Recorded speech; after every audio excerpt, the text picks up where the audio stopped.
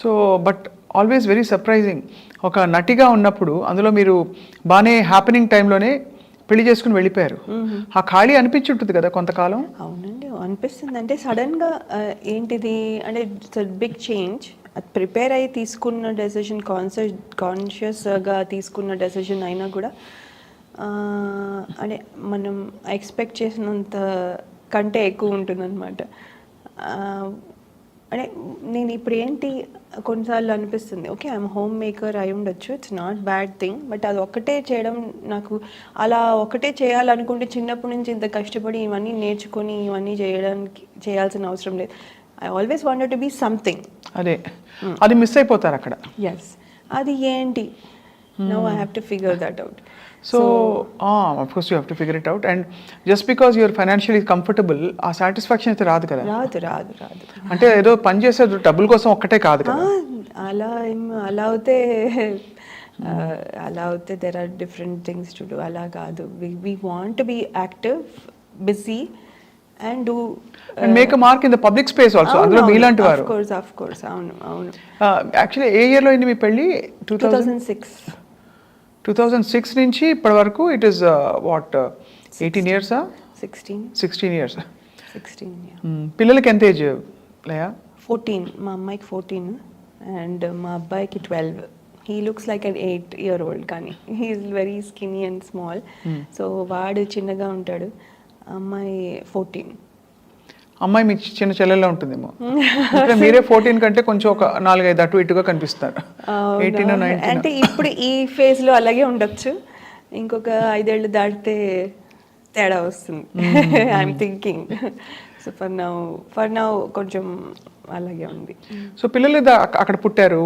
And ఎలా ఉంటారు మీ వారు? ఈజీ అంటే అరేంజ్డే కదా మీ పెళ్ళి?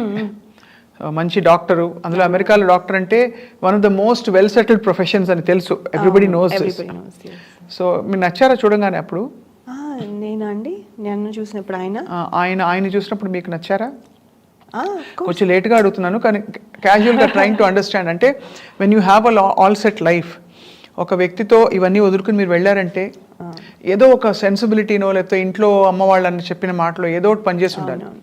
లేదండి, అంటే నాకేమనిపించిందంటే ఆ పర్సన్ ఎవరినైతే నేను ఇప్పుడు పెళ్లి చేసుకుంటున్నాను అనుకుంటున్నాను, ఆయన మీట్ అయినప్పుడు నాకు కావాల్సిన కంఫర్ట్ మొత్తం, నాకు ఏమవుతే సెక్యూర్డ్గా అనిపిస్తుందో, నాకు ఏమవుతే ఒక ఎక్కడ నాకు ఇదేంటి ఇదేదో ఇలా అని ఎప్పుడు అనిపించలేదు. ఇన్సెక్యూర్గా కానీ ఇది కానీ అనిపించలేదు.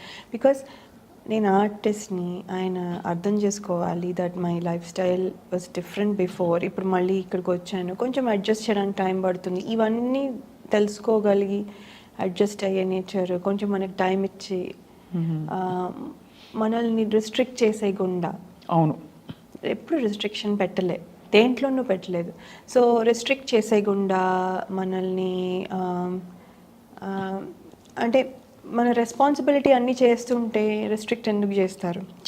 సో ఇలాంటి పాజిటివ్ థింగ్స్ చాలా చూసాను. బ్రాడ్ మైండెడ్గా ఉండడము, రెస్పాన్సిబిలిటీ అంతా చేయడం అంటే ఫర్ ఎగ్జాంపుల్ అంటే లైక్ మనం ఒక మదర్గా చేయాల్సినవన్నీ చేసామనుకోండి, then rest of the time if I'm doing something ఎందుకు ప్రాబ్లం ఉండాలి? కరెక్ట్, ఉండదు కదా. ఇప్పుడు నేను నా రెస్పాన్సిబిలిటీ పక్కన పెట్టేసి, పిల్లల్ని పక్కన పెట్టేసి అప్పుడు నేను ఇవన్నీ చేసి తిరుగుతూ ఉన్నాను అనుకోండి, అప్పుడు then he can question me. కానీ it's a time being, because it's a project, ఎక్కడికో అవుట్ ఆఫ్ టౌన్ వెళ్ళాను అందుకని వెళ్ళి చేశాను అన్నప్పుడు then we'll talk and adjust. Right, okay నేను ఇన్ని రోజులు వెళ్తున్నావా, okay I will take care of the kids, you go. అలా అది. సో బట్ ప్రిఫరెన్స్ ఆబ్వియస్లీ ఆయన కెరియర్కి, బికాజ్ ఆయన చాలా బిజీ డాక్టర్ కాబట్టి. కెరియర్ ఆయనది, he's the number 1 doctor in that area. అబ్బో, full he's very this thing. ఆయన he's busy but he'll never show that. ఆయన చూస్తే డాక్టర్ లాగానే అనిపించారు. He'll come and be like, okay వచ్చేసాను నేను, ఇస్ దర్ ఎనీ ప్లాన్, ఏదైనా రీల్ తీయాలా, ఏదైనా ఫొటోస్ షూట్ ఉందా, హీల్ ఆస్క్ మీ. ఓ లేదా, ఓకే అయితే రిలాక్స్ అయిపోవచ్చా, ఓకే. అంటే హీఈస్ సో ఇన్వాల్వ్డ్. నేను చేసేది కూడా ఆయనకి ఇంపార్టెంటే. పిల్లలు చేసేది కూడా ఇంపార్టెంటే. పిల్లలు నాకు పలానా మూవీకి వెళ్ళాలని ఉందంటే తీసుకెళ్తారు వెంటనే. సో అలా. సో అంటే ఈజ్ వెరీ నైస్ అండి. అందుకనే it is not a tough decision for me. So it was easy for you to make that choice. Yes. కానీ మా వరకు ప్రేక్షకుల వరకు ఎలా ఉంటుందంటే, అమెరికాలో అందరికీ తెలిసిన విషయం ఒకటి, నేను కూడా అక్కడ కొంతకాలం ఉండొచ్చాను కాబట్టి అయినో, ఎంత సెటిల్డ్గా వెల్ ఆఫ్గా ఉన్నా మన గిన్నెలు మనమే కడుక్కోవాలి. కరెక్టా కాదా? అంతే కదా, అది అందరికీ తెలిసిందే. నా కొత్త ఏం లేదు. యాక్చువల్లీ యు నో వాట్ స్వప్న, మేము దిగాను ఫ్లైట్, దాని కస్టమ్స్ దగ్గర నించున్నాను. అండ్ దెన్ వాళ్ళు ఫింగర్ ప్రింటింగ్కి పెట్టమంటే ఫింగర్ ప్రింటింగ్కి పెడుతున్నాను, అదేమో డ్రైగా ఉంది నా హ్యాండ్స్. సో ఫింగర్ ప్రింటింగ్ సరిగా క్యాప్చర్ చేయట్లేదు. అది ఇదంతా 2006లో. ఇది ఇప్పుడు జస్ట్ నేను 2 weeks బ్యాక్ వచ్చాను కదా అప్పుడు. దెన్ అతను అన్నాడు, ఓ మీది డ్రైగా ఉన్నాయి, శానిటైజర్ వేసుకోండి అన్నాడు. వేసుకుని మళ్ళీ పెడితే చాలాసేపు అలా కుస్తీ పడిన తర్వాత ఫైనల్లీ 15 minutes తర్వాత అది అయిన తర్వాత అతను, ఎందుకు మీ హ్యాండ్స్ అంత డ్రైగా ఉన్నాయి అన్న. ఏమో అండి డ్రైగా ఉంటాయి నా హ్యాండ్స్ అంటే. ఏంటి అక్కడ గిన్నెలు బాగా తోముతారా మీరు నడుతున్నారు? How do you know? కానీ గ్లౌజ్ వేసుకుని తోముతాను, అది వేరే విషయం. ఎంత కేర్ తీసుకున్నా అంటే ఇట్స్ సో అంత మరి కూర్చొని ఉండలేం కదా ఇంటి పని అన్నప్పుడు. You have to obviously, and మన ఇల్లు అన్నప్పుడు ఉంటుంది. బట్ అంటే I'm just thinking aloud, because dance ముద్రలు పెట్టి మంచి హీరోయిన్గా నెయిల్ పాలిష్ వేయి, ఇంకా పెడిక్యూర్ చేయి, ఆ ప్లేస్ నుంచి మనం ఎంత ఇష్టపడి వెళ్ళినా you went to a place of a lot of work, physical work. Probably ఇంత పబ్లిక్ అప్లాజ్ ఉండదు అక్కడ ఆ స్పేస్లో. ఇంటికి మీరు పరిమితం అయిపోతారు, అందరూ చేసేస్తున్నారు, మనం అయ్యో ఆగిపోయామనే ఫీలింగ్ ఉంటుంది. వీటన్నిటిని ఎలా డీల్ చేస్తారు లయ? ఇట్స్ డిఫికల్ట్ అండి. ఇట్స్ బిగినింగ్లో చాలా డిఫికల్ట్గా ఉండేది, తర్వాత ఇంకా అలవాటు అయిపోయింది. తర్వాత ఒక రకంగా నాకు ఆ ఇండిపెండెంట్గా ఉండడం ఎంజాయ్ చేస్తున్నా. అంటే నేను నా పనులు నేనే చేసుకోవడం, ఎవరి మీద డిపెండ్ అవ్వకుండా. ఇప్పుడు మా డ్రైవర్ రాలేదు, టైంకి రాలేదు అంటే నేను అరవక్కర్లేదు. కరెక్ట్. అలాంటి లేదు, నేనే డ్రైవ్ చేసుకున్న థింగ్స్ తెచ్చుకోవచ్చు. ఇలాంటివన్నీ అంటే this is just an example. కానీ అలాంటి ఇండిపెండెంట్గా ఉండే